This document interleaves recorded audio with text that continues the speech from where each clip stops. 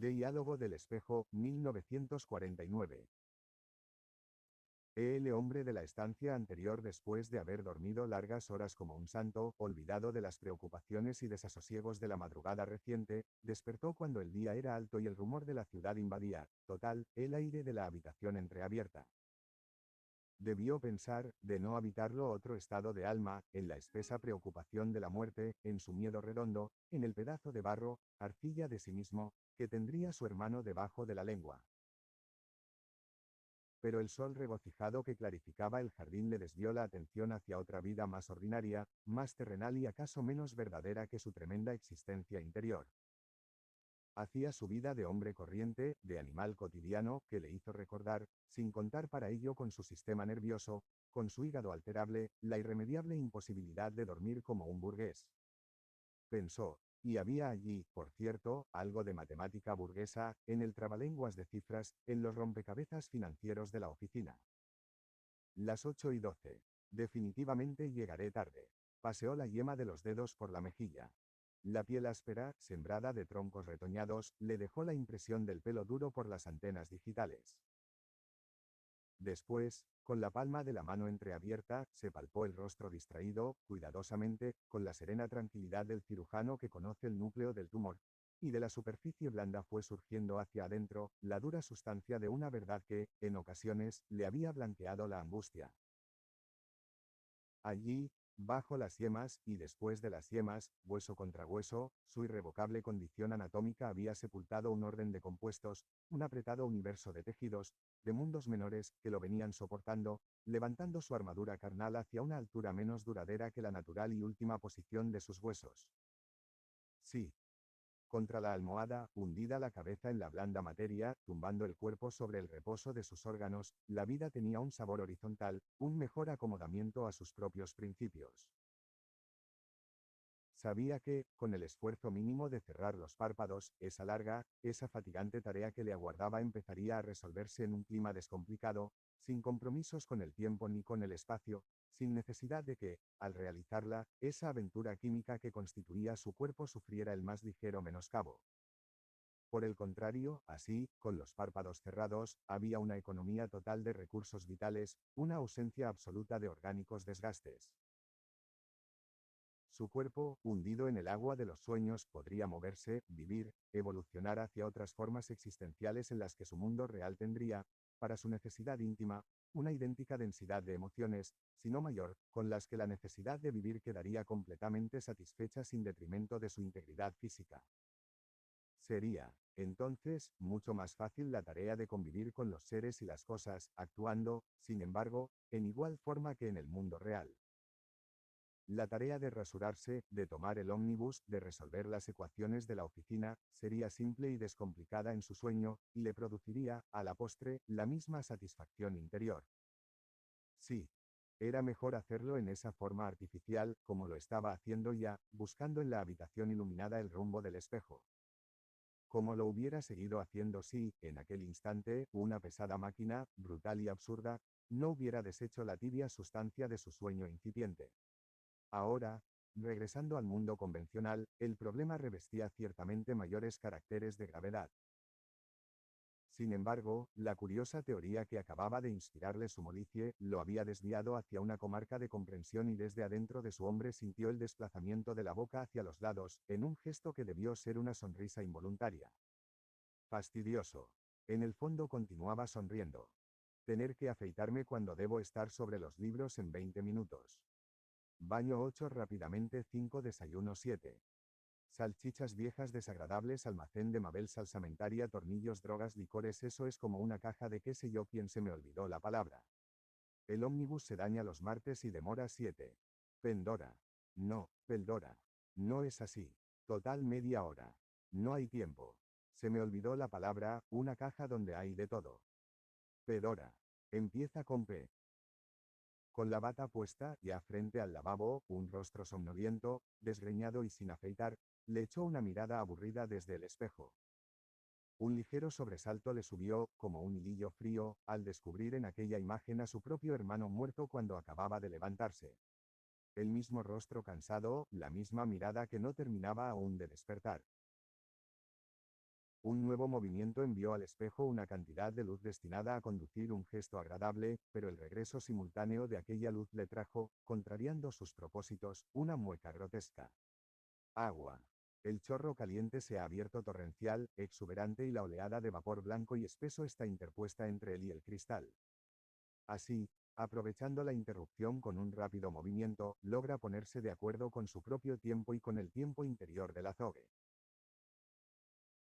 Sobre la cinta de cuero se levantó llenando de cortantes orillas, de helados metales, y la nube, desvanecida ya, le mostró de nuevo la otra cara, turbia de complicaciones físicas, de leyes matemáticas, en las que la geometría intentaba una nueva manera de volumen, una forma concreta de la luz.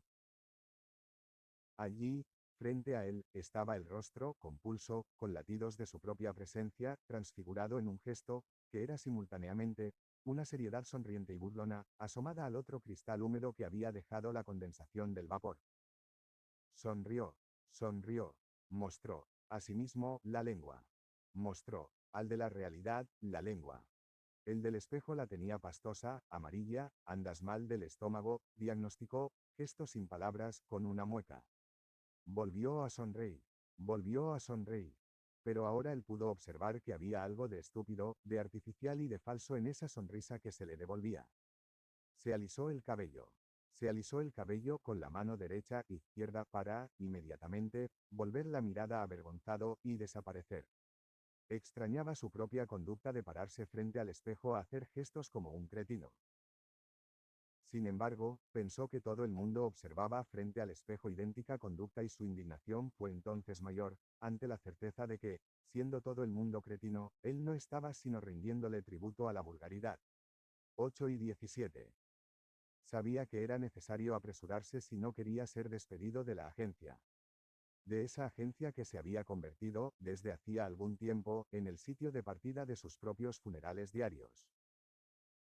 El jabón, al contacto con la brocha, había levantado ya una blancura azul liviana que lo recuperaba de sus preocupaciones. Era el momento en que la pasta jabonosa se subía por el cuerpo, por la red de las arterias, y le facilitaba el funcionamiento de toda la maquinaria vital. Así, regresado a la normalidad, le pareció más cómodo buscar en el cerebro saponificado la palabra con que quería comparar el almacén de Mabel. Peldora. La cacharrería de Mabel. Paldora. La salsamentaria o droguería. O todo a la vez, Pendora. Sobre la jabonería hervía la espuma suficiente. Pero siguió frotando la brocha, casi con pasión. El espectáculo pueril de las burbujas le daba una clara alegría de niño grande que se le trepara al corazón pesada y dura, como un licor barato. Un nuevo esfuerzo en persecución de la sílaba habría sido entonces suficiente para que la palabra reventara, madura y frutal, para que saliera a flote en aquella agua espesa, turbia, de su esquiva memoria. Pero esta vez, como las anteriores, las piececillas dispersas, desarmadas, de un mismo sistema, no ajustarán con exactitud para lograr la totalidad orgánica y él se dispuso a desistir para siempre de la palabra. Pendora. Y era ya tiempo de que desistiera de aquella búsqueda inútil, porque, ambos alzaron la vista y se encontraron en los ojos, su hermano gemelo, con la brocha espumeante, había empezado a cubrirse el mentón de frescura blancura azul, dejando correr la mano izquierda, él lo imitó con la derecha, con suavidad y precisión, hasta cubrir la zona abrupta. Desvió la vista y la geometría de las manecillas se le presentó empeñada en la solución de un nuevo teorema de angustia, 8:18. Lo estaba haciendo muy lentamente. Así que, con el firme propósito de terminar pronto, afirmó la navaja de cuerno obediente a la movilidad del meñique. Calculando que en 3 minutos estaría terminado el trabajo, levantó el brazo derecho, izquierdo, hasta la altura de la oreja derecha, izquierda, haciendo de paso la observación de que nada debía resultar tan difícil como afeitarse en la forma en que lo estaba haciendo la imagen del espejo. Había derivado de allí toda una serie de cálculos complicadísimos con el propósito de averiguar la velocidad de la luz que, casi simultáneamente, realizaba el viaje de ida y regreso para reproducir cada movimiento. Pero el esteta que lo habitaba, tras una lucha aproximadamente igual a la raíz cuadrada de la velocidad que hubiera podido averiguar, venció al matemático, y el pensamiento del artista se fue hacia los movimientos de la hoja que verde-azul blanqueaba con los diferentes golpes de luz. Rápidamente, y el matemático y esteta estaban ahora en paz, bajó el filo por la mejilla derecha, izquierda, hasta el meridiano del labio, y observó con satisfacción que la mejilla izquierda de la imagen aparecía limpia entre sus bordes de espuma. No acababa aún de sacudir la hoja cuando, de la cocina, empezó a llegar el humo cargado con un acre olor a carne guisada. Sintió el estremecimiento debajo de la lengua y el torrente de saliva fácil, delgada, que le llenó la boca con el sabor enérgico de la manteca caliente. Riñones guisados. Por fin hubo un cambio en la condenada tienda de Mabel. Pandora. Tampoco. El ruido de la glándula entre la salsa le reventó en el oído con un recuerdo de lluvia martilleante, que era, en efecto, el mismo de la madrugada reciente. Por tanto, no debía olvidar los zapatones y el impermeable. Riñones en salsa. No hay duda. De todos sus sentidos ninguno le merecía tanta desconfianza como el del olfato. Pero, aun por encima de sus 5 sentidos y aun cuando aquella fiesta no fuera más que un optimismo de su pituitaria, la necesidad de terminar cuanto antes era, en aquel momento, la más urgente necesidad de sus 5 sentidos. Con precisión y ligereza, el matemático y el artista se mostraron los dientes, subió la hoja de adelante, atrás, adelante, hasta la comisura, derecha, izquierda, mientras con la mano izquierda, derecha, se alisaba la piel, facilitando así el paso de la orilla metálica, de adelante, hacia adelante, atrás, y de arriba, hacia abajo, terminando, ambos jadeantes, el trabajo simultáneo. Pero, ya al finalizar, y cuando daba los últimos toques a la mejilla izquierda con la mano derecha, alcanzó a ver su propio codo contra el espejo. Lo vio, grande, extraño, desconocido, y observó con sobresalto que, por encima del codo, otros ojos igualmente grandes e igualmente desconocidos, buscaban desorbitados la dirección del acero. Alguien está tratando de ahorcar a mi hermano. Un brazo poderoso. Sangre. Siempre sucede lo mismo cuando lo hago deprisa. Buscó, en su rostro, el sitio correspondiente, pero su dedo quedó limpio y no denunció el tacto solución alguna de continuidad. Se sobresaltó. No había heridas en su piel, pero allá, en el espejo, el otro estaba sangrando ligeramente. Y en su interior volvió a ser verdad el fastidio de que se repitieran las inquietudes de la noche anterior. De que ahora, frente al espejo, fuera a tener otra vez la sensación, la conciencia del desdoblamiento. Pero allí estaba ya el mentón, redondo, caras iguales. Esos pelos en el hoyuelo necesitan una navaja en punta. Creyó observar que una nube de desconcierto velaba el gesto apresurado de su imagen. Sería posible que, debido a la gran rapidez con que se estaba rasurando y el matemático se adueñó por entero de la situación, la velocidad de la luz no alcance a cubrir la distancia para registrar todos los movimientos. ¿Podría él, en su premura, adelantarse a la imagen del espejo y terminar la tarea un movimiento antes que ella? ¿O sería posible, y el artista tras una breve lucha, logró desalojar al matemático, que la imagen hubiera tomado vida propia y resuelto, por vivir en un tiempo descomplicado, terminar con mayor lentitud que su sujeto externo? Visiblemente preocupado abrió el grifo del agua caliente y sintió la subida del vapor tibio y espeso, mientras el chapoteo de su rostro entre el agua nueva le llenaba los oídos de un rumor gutural. Sobre la piel, la amable aspereza de la toalla recién lavada le hizo respirar una honda satisfacción de animal higiénico. Pandora. Esa es la palabra, Pandora.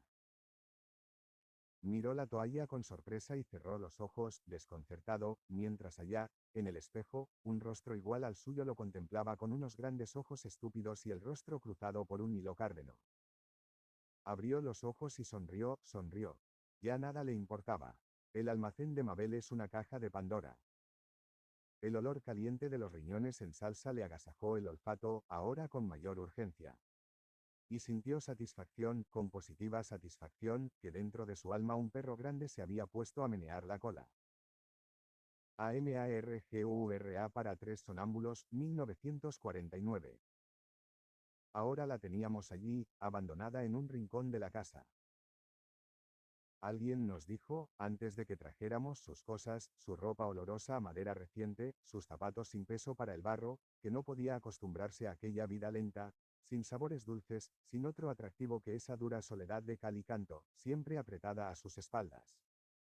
Alguien nos dijo, y había pasado mucho tiempo antes de que lo recordáramos, que ella también había tenido una infancia. Quizás no lo creímos, entonces. Pero ahora, viéndola sentada en el rincón, con los ojos asombrados, y un dedo puesto sobre los labios, tal vez aceptábamos que una vez tuvo una infancia, que alguna vez tuvo el tacto sensible a la frescura anticipada de la lluvia, y que soportó siempre de perfil a su cuerpo, una sombra inesperada. Todo eso, y mucho más, lo habíamos creído aquella tarde en que nos dimos cuenta de que, por encima de su submundo tremendo, era completamente humana. Lo supimos, cuando de pronto, como si adentro se hubiera roto un cristal, empezó a dar gritos angustiados, empezó a llamarnos a cada uno por su nombre, hablando entre lágrimas hasta cuando nos sentamos junto a ella, nos pusimos a cantar y a batir palmas, como si nuestra gritería pudiera soldar los cristales esparcidos. Solo entonces pudimos creer que alguna vez tuvo una infancia. Fue como si sus gritos se parecieran en algo a una revelación, como si tuvieran mucho de árbol recordado y río profundo. Cuando se incorporó, se inclinó un poco hacia adelante, y todavía sin cubrirse la cara con el delantal, todavía sin sonarse la nariz y todavía con lágrimas, nos dijo: no volveré a sonreír. Salimos al patio, los tres, sin hablar. ¿Acaso creíamos llevar pensamientos comunes? Tal vez pensamos que no sería lo mejor encender las luces de la casa.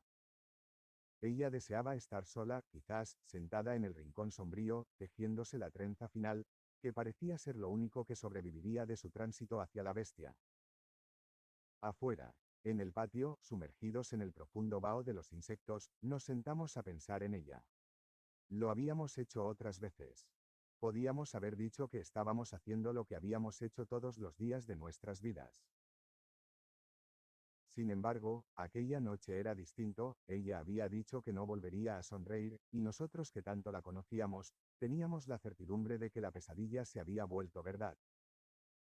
Sentados en un triángulo la imaginábamos allá adentro, abstracta, incapacitada, hasta para escuchar los innumerables relojes que medían el ritmo, marcado y minucioso, en que se iba convirtiendo en polvo. Si por lo menos tuviéramos valor para desear su muerte, pensábamos a coro. Pero la queríamos así, fea y glacial, como una mezquina contribución a nuestros ocultos defectos. Éramos adultos desde antes, desde mucho tiempo atrás. Ella era, sin embargo, la mayor de la casa. Esa misma noche habría podido estar allí, sentada con nosotros, sintiendo el templado pulso de las estrellas, rodeada de hijos sanos. Habría sido la señora respetable de la casa si hubiera sido la esposa de un buen burgués o concubina de un hombre puntual. Pero se acostumbró a vivir en una sola dimensión, como la línea recta, acaso porque sus vicios o sus virtudes no pudieran conocerse de perfil. Desde varios años atrás ya lo sabíamos todo. Ni siquiera nos sorprendimos una mañana, después de levantados, cuando la encontramos boca abajo en el patio, mordiendo la tierra en una dura actitud estática. Entonces sonrió, volvió a mirarnos, que había caído desde la ventana del segundo piso hasta la dura arcilla del patio y había quedado allí, tiesa y concreta, de bruces al barro húmedo. Pero después supimos que lo único que conservaba intacto era el miedo a las distancias, el natural espanto frente al vacío. La levantamos por los hombros. No estaba dura como nos pareció al principio. Al contrario, tenía los órganos sueltos, desasidos de la voluntad, como un muerto tibio que no hubiera empezado a endurecerse. Tenía los ojos abiertos, sucia la boca de esa tierra que debía saberle ya a sedimento sepulcral. Cuando la pusimos de cara al sol y fue como si la hubiéramos puesto frente a un espejo. Nos miró a todos con una apagada expresión sin sexo, que nos dio, teniéndola ya entre mis brazos, la medida de su ausencia.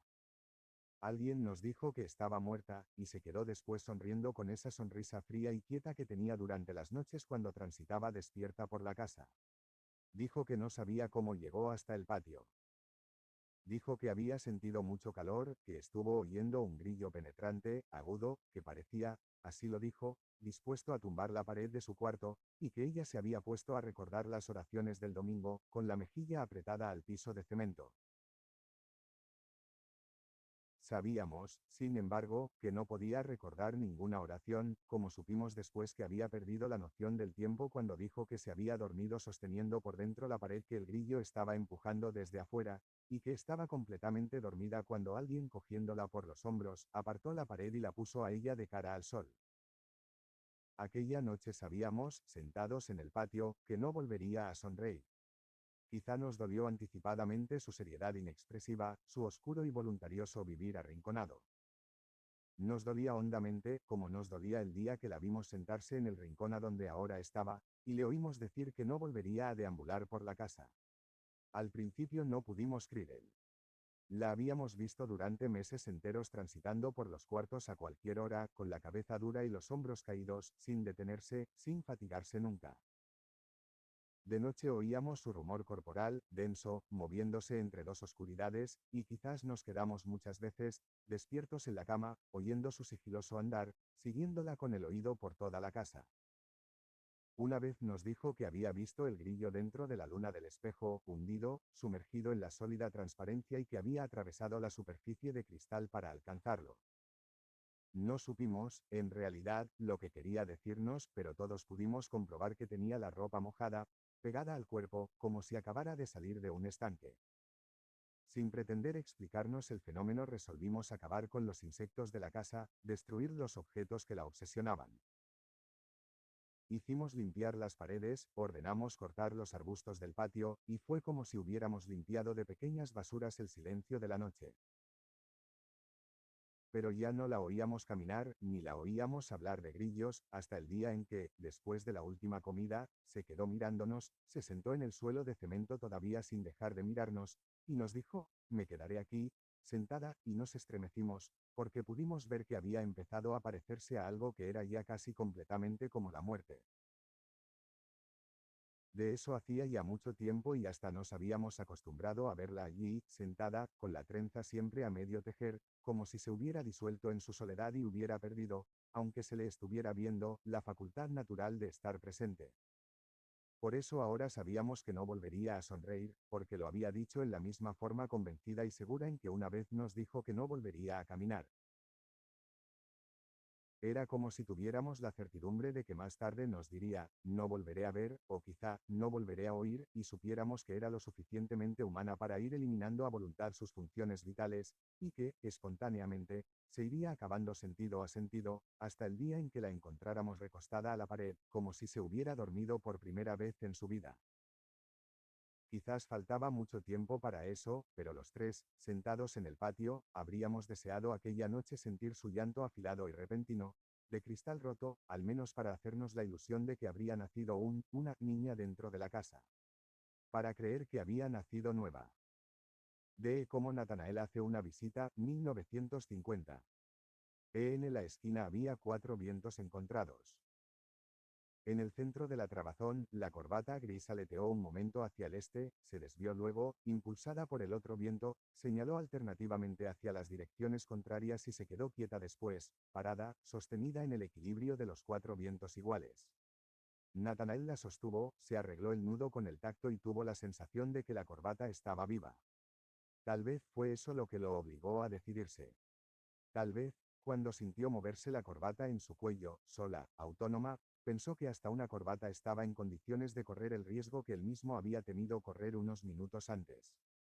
Desde lo más alto de su estatura, miró la punta de los zapatos deslustrados. Quizá por eso no me había atrevido, pensó. Con estos zapatos. Caminó hasta el puesto de limpiabotas, a mitad de cuadra.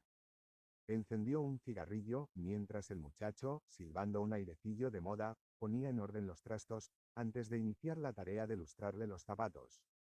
Vio, abajo, la cajita de betún rojo. Vio los trapos ordenadamente plegados en el muslo del limpiabotas. Vio los cepillos, uno sucio de betún rojo, el otro negro. Cuando el muchacho humedeció con media naranja la punta del zapato izquierdo, Natanael sintió la fresca penetración ácida en los dedos y, casi simultáneamente, el sabor de la naranja en el paladar y el hilillo de saliva suelta y delgada que le llenó la boca de una corriente dulce. Fue como si el limpiabotas no le hubiera frotado la naranja en el zapato sino en la lengua. Sonó un golpe en la cajita y hubo un instantáneo y mecánico cambio de pie sobre la plataforma. Solo entonces Natanael vio el rostro del muchacho. Parece joven, pensó. Al menos estaba a prudente distancia para parecerlo. Por un momento se quedó mirando la habilidad con que el limpiabotas realizaba su tarea. ¿Es usted soltero?, le preguntó. El muchacho no levantó la vista. Siguió con la cabeza baja, untando betún rojo en el zapato derecho. Cuando acabó de hacerlo, respondió. Depende. ¿Depende de qué? Depende de lo que usted entienda por soltero. Natanael dio una chupada al cigarrillo. Se inclinó hacia adelante, hasta donde quedó con los codos apoyados sobre las rodillas. Quiero decir que sí es casado. Ya eso es otra cosa, dijo el muchacho y dio un golpe en la cajita con el reverso del cepillo para un nuevo cambio de pie. En ese caso sí soy soltero. Natanael volvió a poner el zapato izquierdo en la plataforma. El limpiabotas inició otra vez el motivo popular que estaba silbando cuando fue interrumpido por la pregunta inicial. Después de permanecer un instante estirado en la silla, con la cabeza echada hacia atrás, Natanael chupó el cigarrillo por última vez y sin retirarlo de la boca volvió a apoyar los codos en las rodillas. El humo lo obligó a cerrar un ojo. Hizo una nueva pregunta, con el cigarrillo aún entre los labios, pero él mismo no la entendió. Retiró el cigarrillo para hablar mejor. ¿Cómo se llama eso?, preguntó. El muchacho cortó el silbido en el aire. ¿Qué? ¿Qué cómo se llama eso?, volvió a decir Natanael. Entiendo, dijo el limpiabotas. Dejó de cepillar el zapato y levantó la cabeza. Lo que le pregunto es que qué es lo que quiere saber cómo se llama. Lo que está silbando. Ya eso es otra cosa, dijo el muchacho. No sé cómo se llama, hizo una pirueta malabarista con el cepillo, volvió a su tarea y acomodó el zapato que se estaba desviando de la plataforma. Lo canta la gente por ahí, dijo. Y se puso a silbar con mayor fuerza. Cuando descendió de la plataforma, Natanael vio brillar, a la luz que se filtraba por entre los árboles, el resplandor rojo de sus zapatos. Parecían nuevos. Tan nuevos que ahora era el vestido lo que deslucía en el conjunto. Arrojó la colilla al otro lado de la calle, sacó un billete y se lo entregó al limpiabotas. Pero el muchacho dijo que no tenía para el cambio. No importa, dijo Natanael. Vamos hasta la tienda de la esquina.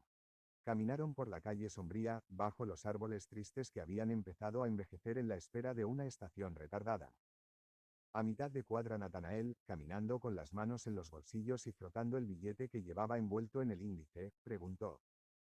¿Le gustan? El muchacho no se volvió a mirarlo. ¿Qué? Preguntó a su vez. Que sí le gustan. Entiendo, dijo el muchacho.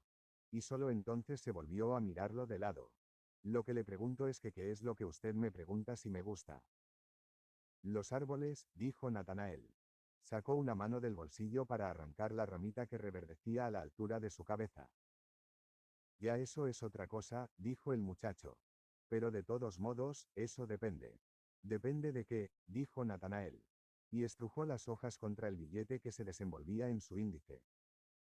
Depende de lo que uno quiera hacer con los árboles. Natanael se detuvo. Volvió a guardar las manos en los bolsillos del pantalón y se puso de espaldas a la calle, con el frente hacia la acera por donde el muchacho seguía avanzando. Quiero decir que si le gustan como espectáculo. No sé qué es eso, dijo el limpiabotas sin volver la cabeza. Espectáculo es lo que se ve, dijo Natanael y empezó a caminar de nuevo. Ya eso es otra cosa, dijo el limpiabotas. Pues francamente, si es apenas para verlos, no me gustan los árboles, miró por encima de su hombro y añadió, deberían servir para alguna otra cosa. Habían llegado a la esquina. Cruzaron la calle, a compás, repentinamente absortos, como si las últimas palabras del muchacho hubieran agotado todos los argumentos. Natanael entró a la tienda, compró una cajita de goma de mascar, fue lo primero que vio en el frasco de golosinas, y regresó a la puerta donde lo esperaba el limpiabotas. Le entregó 2 monedas, le entregó la cajita y hasta le habría preguntado si le gustaba la goma de mascar, pero el muchacho se dio vuelta en el acto y se alejó sin darle las gracias. Parado otra vez en la esquina de los 4 vientos, Natanael se arregló el nudo de la corbata. Ahora no parecía viva. Era, simplemente, una corbata gris como cualquiera en el cuello de cualquier hombre sin rumbo. Sin embargo, se sentía bien. Un poco mal trajeado pero con los zapatos limpios. Solo necesitaba un ligero esfuerzo para caminar media cuadra, no ya en la dirección de la calle sino en la dirección de la avenida. Debía entrar en la 6ª casa de la acera, lo sabía porque había contado las puertas, la única casa que permanecía con las luces encendidas. Nunca había transitado por esa calle, no porque estuviera demasiado distante de su apartamento, sino porque solo existía una ruta para él, la del apartamento a la oficina. Antes nunca sintió necesidad de salir, pero esa noche hacía calor. Deseaba respirar el aire de la calle que era tibio y vital después de haber pasado por la respiración de los árboles.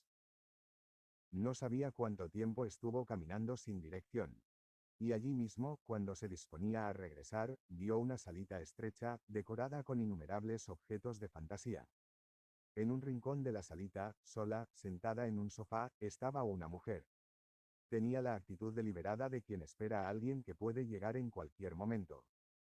No era bella ni tampoco tenía la apariencia de lo que se conoce generalmente como una mujer atractiva. Pero estaba sentada de espaldas a la luz, haciendo nada más que eso. Esperando. Entonces Natanael pensó que la mujer podía estar esperando a un hombre que nunca había visto en su vida, en una palabra, a él.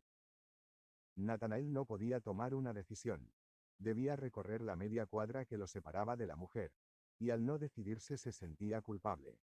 Culpable de todo lo que puede serlo un hombre que permanece parado en una esquina, sin resolverse, mientras 6 casas más allá una mujer lo espera. Al principio no había podido explicarse ese profundo sentimiento contradictorio que lo invadía. Pero ahora tenía la impresión de que le sería difícil continuar viviendo con el remordimiento de no haber hecho nada, en un instante en que habría podido realizarlo todo. Y antes de que su conciencia hubiera tenido tiempo de tomar la resolución definitiva, se sintió caminando con pasos medidos, inconscientes, a lo largo de una avenida purificada por el aire de los árboles bajos. A última hora habría podido arrepentirse, pero iba a seguir de largo. La mujer estaba ahí, como la había visto antes, sentada en el rincón. Cuando pasó frente a la ventana, la mujer no regresó de la abstracción, no cambió de actitud, sino que siguió con la mirada fija en un cielo indefinido. Arrancaba motitas del sofá, la falda plegada sobre los muslos. Natanael se mordió los labios y entró. La mujer regresó como de un sueño, se estiró un poco, sacudió la cabeza ligeramente, viendo ya al hombre que se paró frente a ella, silencioso y concreto. Cuando la mujer preguntó qué deseaba, con una voz que daba vueltas más allá de lo convencional, Natanael volvió a rectificar el nudo de su corbata. ¿Qué desea? Deseo casarme con usted, dijo Natanael. No supo por qué lo dijo. Solo supo que en ese instante la mujer en el sofá era una mujer y él un hombre solo, en una sala desconocida. La mujer pretendió hablar, pero se contuvo. Visiblemente indignada, volvió a sumergirse en el indefinido espacio que la había rodeado antes. Cruzó las piernas, se alisó, con el dorso de la mano, el reborde de la falda. Enlazó las manos y las puso sobre la rodilla. Natanael se había sentado frente a ella. La mujer lo miró de soslayo y empezó a mover ligeramente la cabeza, al ritmo de una secreta y creciente pulsación interior, y se daba golpecitos en la rodilla. Natanael siguió sentado, en una paciente actitud de espera. Por fin ella se echó contra el espaldar del sofá y habló con palabras cortas. Tenga la bondad de salir, dijo. Y agregó que si no salía llamaría a Clotilde. Natanael, ignorando por completo quién podía ser Clotilde, volvió a arreglarse el nudo de la corbata. Ahora estaba más tranquilo. Si se quedaba allí y seguía hablando, era posible que viniera Clotilde. Deseaba conocerla. Estoy hablando en serio, señorita, dijo, y se inclinó hacia adelante. Deseo casarme con usted, pero en realidad había pensado, deseo casarme con Clotilde. De pronto la mujer modificó por completo su actitud hostil y se tornó lejana, indiferente, como si hubiera vuelto a sentirse sola en la casa. Natanael no supo qué decir, pero sentía que para un hombre que visitaba a una mujer, seguir hablando era una obligación. Lo cierto es que usted no me comprende, dijo Natanael después de una pausa y trató de acentuar la voz en un ritmo persuasivo, familiar. Pero uno no debe ser como los emboladores. La mujer continuó impasible, con las piernas cruzadas y los brazos caídos en el regazo. Natanael sintió que algo había quedado sin enmendar en sus palabras anteriores. Los emboladores son también gente indecisa, dijo. Cuando uno les pregunta si son casados o solteros, responden, depende. La mujer seguía distante. Quizás estaba pensando que un hombre que entra a una casa sin ningún motivo, debe salir de ella por alguna razón igual. ¿No cree usted, señorita, siguió diciendo Natanael, que la única manera de que un hombre no sea soltero es que se haya casado? La mujer soltó una risita. Fue como si repentinamente hubiera comprendido que el hombre solo pretendía divertirse un rato a costa suya. Lo miró con una mirada densa y directa, que dejó en Natanael la sensación de que por primera vez en su vida lo habían mirado por completo. Volvió a pensar en Clotilde y dijo: «Es cierto, señorita. Solo a un embolador se le ocurre decir que no sabe si es casado antes de afirmar que es soltero».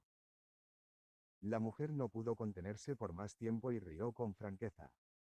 Después dijo que no siguiera hablando simplicidades y mejor se retirara. Natanael se inclinó un poco más hacia adelante, para distinguir mejor el rostro de la mujer. «No son simplicidades», dijo. «Los emboladores son la gente más indecisa del mundo». Sacó un cigarrillo, lo encendió y se puso en pie para dejar el fósforo en el cenicero. En eso dijo que los limpiabotas son tan diferentes, tan simples, que se alegran la vida silbando tonadillas cuyos nombres desconocen. Silban simplemente por silbar. Los ojos de la mujer se fijaron ahora en la mano que reposaba sobre la butaca. Una mano larga, descuidada, que sostenía un cigarrillo cuya ceniza amenazaba con desprenderse. Natanael siguió hablando, sin oírse quizás. Ya había llegado a los árboles. Cuando usted encuentre a un hombre que desearía que los árboles sirvieran para algo más que para admirar su verde, puede usted estar segura de que ese hombre es un embolador. La mujer lo interrumpió. Lo único que faltaba era eso. Dijo: «Que me echara a perder la alfombra con la ceniza». Natanael se inclinó hacia adelante, sin mover la mano que sostenía el cigarrillo, y llevó a la butaca el cenicero de la mesa de centro. Descargó el cigarrillo y vio cómo volvió a arder la brasa. En ese instante la mujer dijo que había llegado al extremo final de su paciencia. «No me interesan nada sus limpiabotas», agregó. «Eso he descubierto», dijo Natanael. Y volvió a sentirse solo en la casa. Pero no se puso en pie, sino que apoyó los codos, con mayor fuerza, en los brazos de la butaca y dio una nueva chupada al cigarrillo. «Usted no», dijo, admirando el sabor que ya maduraba en sus palabras. «Usted no, pero tal vez me entienda Clotilde». OJOS de Perro Azul, 1950. ENTONCES me miró. Yo creía que me miraba por primera vez. Pero luego, cuando dio